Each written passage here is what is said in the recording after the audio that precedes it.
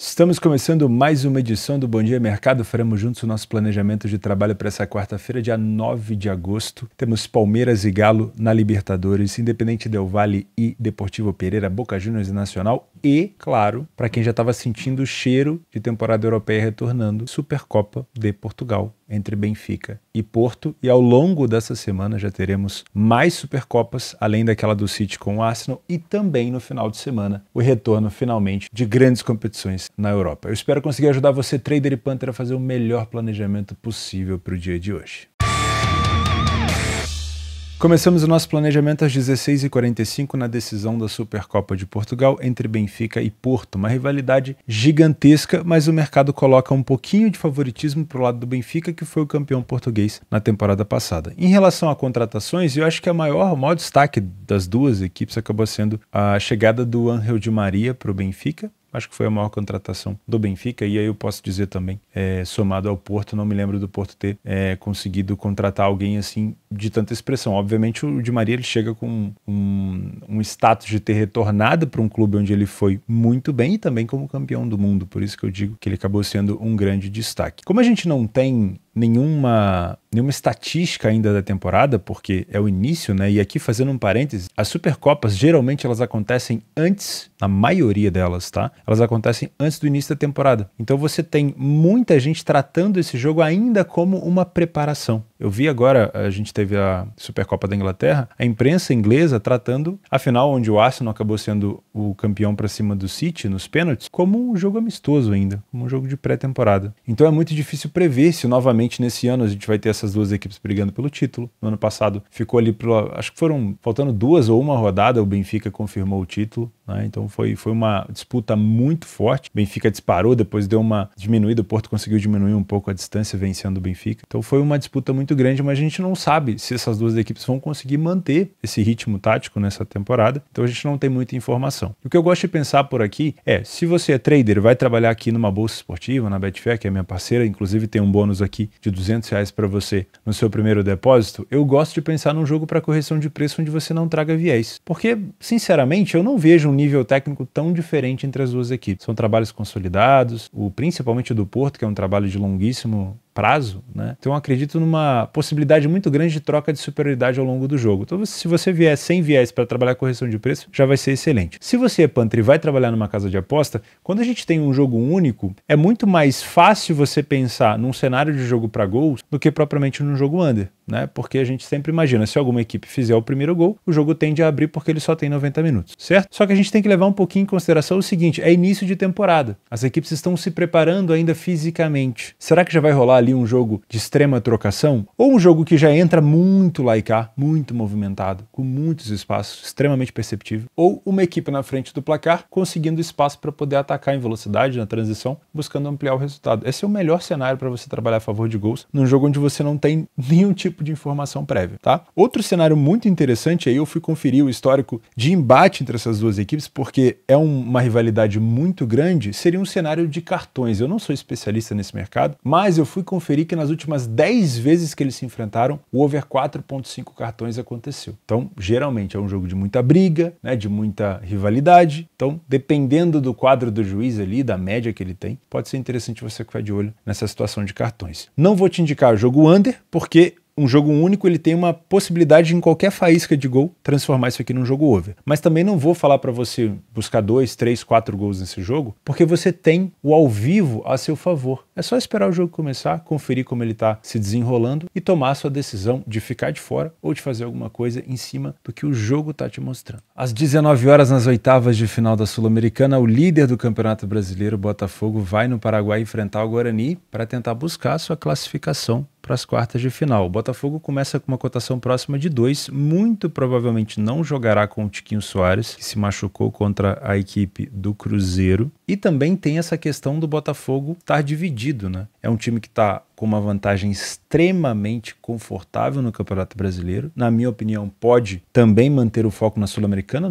Na minha opinião, não vai atrapalhar tanto assim. Então, mesmo sem o Tiquinho, o Botafogo joga com a vantagem e pode escolher ou jogar com a vantagem debaixo do braço, tentar buscar um empate no Paraguai e vir classificado para o Brasil, ou aproveitar os espaços que o Guarani certamente vai dar para contra-atacar. E essa escolha de comportamento deve ser crucial para a equipe do Botafogo. Por quê? O Botafogo é uma equipe que geralmente cede muita oportunidade para o adversário. É uma tecla que eu estou cansado de bater aqui com vocês e vocês viram contra o Cruzeiro como foi. Então, muito provavelmente, ou vai jogar o Lucas Perry, que é o melhor goleiro do Brasil, na minha opinião, hoje, ou o Gatito Fernandes, que também é um goleiraço, né? Já se mostrou isso há muitos e muitos anos. Se o Botafogo escolher fazer um jogo com o regulamento debaixo do braço e apenas se defender, ele corre o risco de ser eliminado. O Guarani não é uma equipe boba. Apesar de não estar vivendo uma excelente fase, é uma equipe que sofre uma média de gols elevada, não começou bem o Clausura, foi bem mediano no Apertura, já vou mostrar isso para vocês, mas o Botafogo, se ficar só recuado e deixar o Guarani vir para cima, o Guarani dentro de casa com o apoio da torcida, ele pode fazer sim o seu gol e aí levar esse jogo para uma outra situação que possa eliminar o Botafogo. Mas o Botafogo pode também escolher, além de jogar com o regulamento debaixo do braço, podendo buscar um empate, aproveitar os espaços que o Guarani vai dar. Porque uma equipe que precisa tirar a vantagem, ela vai ter que se expor um pouco mais. E à medida que o tempo vai passando, esses espaços vão ficando cada vez maiores. Então o Botafogo pode aproveitar com jogadores em velocidade para buscar esse contra-ataque. Então por isso que eu disse que dependendo da escolha do Botafogo, a gente tem cenários para trading em apostas diferentes. Se for um Botafogo completamente recuado, alguma coisa num handicap a favor do Guarani possa ter valor, né? Um dupla chance do Guarani, com uma odd próximo de 1,90, um handicap mais 1 do Guarani, se o Botafogo ganhar apenas por um gol de diferença, você tem a aposta devolvida, um handicap mais 0,75 do Guarani, pode ser uma situação interessante. Mas vamos aprofundar um pouquinho mais na fase do Guarani nesse campeonato paraguaio que se divide entre Apertura e Clausura. Primeiro a parte do Apertura, que já terminou, o Guarani ficou aqui na 4ª colocação e dentro de casa fez 14 e tomou 14 gols. Então não é uma campanha espetacular. No Clausura, o Guarani começou com 2 vitórias, um empate e 2 derrotas, tem mais gols sofridos do que marcado, tem um saldo de gol aqui já de -3 e dentro de casa nenhuma vitória ainda, um empate, uma derrota, um gol marcado e 4 gols sofridos. O último resultado do Guarani foi uma derrota para o Olímpia por 5-3, o Olímpia que vai enfrentar o Flamengo nessa semana nas oitavas da Libertadores dentro de casa também no Paraguai. Utilizando o PDF de apoio a gente consegue ver que o time do Guarani não tem tanta iniciativa em casa, não sai tantas vezes da frente do placar assim, uma equipe que falhou em marcar em mais de 30% dos jogos e ficou sem sofrer gol em apenas 23% das partidas. O Botafogo tem mais vitórias, tem mais iniciativa fora de casa, ficou sem sofrer gol um pouquinho mais do que a equipe paraguaia e falha menos em marcar. Porém, como o Guarani disputou mais jogos, ele tem mais gols marcados, mas a média do Botafogo é melhor, tanto defensiva quanto ofensivamente. O primeiro tempo do Guarani não chama tanto atenção, apesar de ser uma equipe que marca muitos gols, também é uma equipe que sofre bastante, e é por isso que eu acho que o Botafogo pode explorar esses espaços oferecidos pela equipe adversária, e no segundo tempo a mesma coisa, o Guarani não consegue ter um número defensivo saudável, sempre uma equipe que está sempre tomando gol, e o Botafogo melhora muito no segundo tempo. Uma situação interessante que provavelmente o Guarani vai utilizar se ele encontrar um Botafogo recuado, são as bolas aéreas, né? Os gols de cabeça, buscando tanto nas cruzamentos como nas bolas paradas. Se você é trader, o melhor cenário para trabalho por aqui seria um Botafogo dominando, o Botafogo como favorito, dominando o jogo contra o Guarani, e eu acho muito difícil isso acontecer, tá? Eu acho que ou vai ser um jogo de trocação, ou vai ser um jogo onde o Botafogo vai escolher jogar com o regulamento debaixo do braço. O melhor cenário, caso a segunda opção aconteça, seria um Botafogo recuado sem conseguir contra-atacar, porque aí você vai ter uma cotação baixa do Botafogo podendo corrigir, ou seja, a probabilidade de vitória do Botafogo vai diminuir e inversamente proporcional à cotação. Ela vai subir e você pode acompanhar essa subida. Se você é punter e vai trabalhar numa casa de aposta, o melhor cenário para você, novamente, é tomar uma decisão ao vivo, pelo menos ter uma percepção ali dos primeiros 15, 20 minutos. Por quê? Se o Botafogo demonstrar para você que ele quer contra-atacar, mesmo com um bloco baixo, ele vai ter espaço para fazer isso, você pode trabalhar a favor de over 1,5 gols por aqui. Eu gosto desse cenário, porque é um Botafogo que já vai com a vantagem, se fizer mais um gol, ele força o Guarani a sair para o jogo igual um maluco, e o Guarani já tem que começar a partida indo para cima, né? Então eu gosto de pensar nesse cenário. Agora, se você encontra um Botafogo completamente recuado, assim como foi contra o Cruzeiro, por exemplo, nesse final de semana, não conseguindo dar uma finalização no gol, não conseguindo sair para o contra-ataque, aí você pode encontrar valor do lado do não favorito. Se esse cenário se confirmar, você pode pensar numa dupla chance do Guarani, ou seja, Guarani ou empate com uma cotação próximo de 1,90, acho bem interessante. Ou você pode pensar numa situação ainda mais conservadora, que seria um handicap asiático mais 0,75, que é esse daqui, ó, que tá te pagando em torno de 1,65. Caso o Botafogo vença por 1 gol de diferença, você perde apenas metade da sua stake, da sua entrada. É uma situação conservadora e, obviamente, eu não tô aqui para dizer para você que essa é a melhor aposta pré-jogo. Na minha opinião, não é. Essa é uma das melhores apostas que vão se adaptar a um cenário que você vai conferir ao vivo, tá bom? Se a resposta for um Botafogo completamente acuado, desinteressado ou com o regulamento debaixo do braço sem contra-atacar, pode ser sim interessante buscar alguma coisa a favor do Guarani. E mesmo que o jogo termine empatado, você teria lucro. No caso do mais 0,75 e também da dupla chance. 9h30 da noite no Allianz Parque, o Palmeiras recebe o Atlético Mineiro pelo segundo jogo das oitavas de final. O Palmeiras venceu com o gol do Rafael Veiga fora de casa no Mineirão. E o Atlético Mineiro tem a obrigação de vencer esse jogo por pelo menos um gol para levar esse jogo para a prorrogação. 1,87, quase 1,90 é a cotação do Palmeiras, que costuma jogar muito, muito bem dentro do seu estádio. A gente pode utilizar o PDF de apoio porque é um jogo de duas equipes brasileiras, né? Então o Palmeiras em casa foi o primeiro a marcar em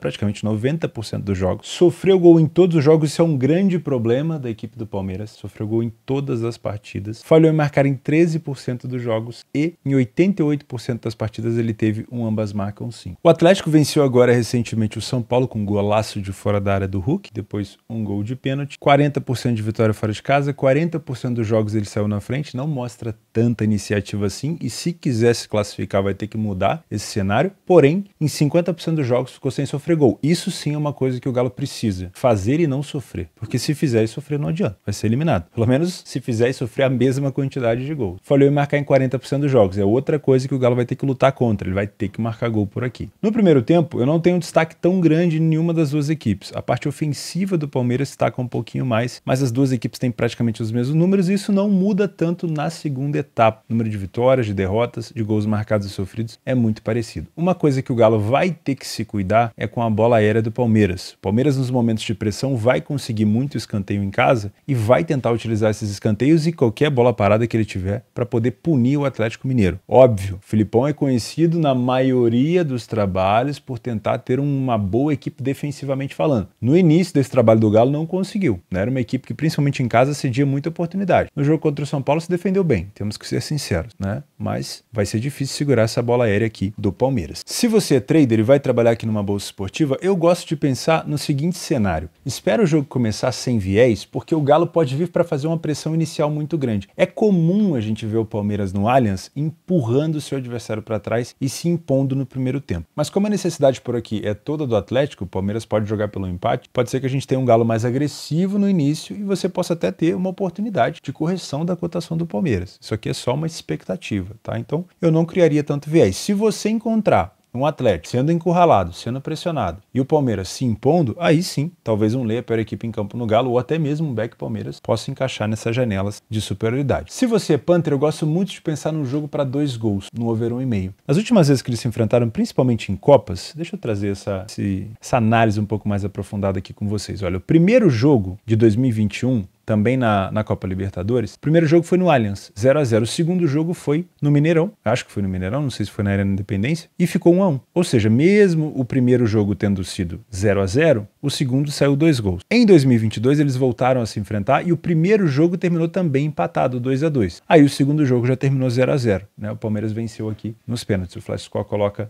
uma vantagem de 1 gol para quem vence nos pênaltis. Então é mais provável de acontecer isso daqui. Ou seja, quando o primeiro jogo termina empatado, o segundo jogo é mais truncado, é mais estudado. O cenário que aconteceu em 2021 não é tão recorrente. Como o primeiro terminou empatado, o segundo teve gol, né? Geralmente a gente tem um jogo mais truncado. Nesse cenário específico, o Palmeiras venceu o primeiro jogo fora. Então o Galo não pode jogar por um empate. Ele tem que ir para cima, não pode ser um jogo só estudado. O Atlético vai ter que se expor. E nessa exposição eu vou ter um Palmeiras que é extremamente forte ofensivamente, tem tomado muito gol nessa temporada, tomou gol em todos os jogos em casa, e principalmente é uma equipe muito forte na bola aérea. Por isso que eu gosto de pensar ou numa situação para 2 gols, e a gente tem uma cotação inicialmente de 1,30, você pode talvez pegar isso ao vivo, ou também numa situação de ambas marcas, que está pagando aqui em torno de 1,90, já que como o Galo tem que ir para cima, o Palmeiras vai ter espaço para contra-atacar, e caso o Palmeiras esteja na frente do placar novamente, seja vencendo por 1-0 ou até chegando a fazer 2-0, o Atlético vai ter que se expor ainda mais para buscar o seu gol, os seus gols, né? E aí a gente pode ter sim um cenário de over e também uma possibilidade de ambas marcam sim. O Atlético não pode fazer um jogo morno, vai ter que superar essa dificuldade ofensiva que tem tido fora de casa no Brasileiro e vai ter que tomar um pouco de cuidado também na parte defensiva, principalmente nas bolas aéreas. Nos jogos extras dessa quarta-feira, começamos aqui nas eliminatórias da Liga dos Campeões. Temos o Panathinaikos da Grécia enfrentando o Marselha, pode ser um jogo interessante. Eu não acompanhei a pré-temporada do Marselha, mas vale a pena ficar de olho. O Slovan Bratislava contra o Maccabi Haifa. O Maccabi é uma equipe que a gente já conhece. Lembrando, é jogo de ida, então talvez sejam jogos mais de leitura do que propriamente para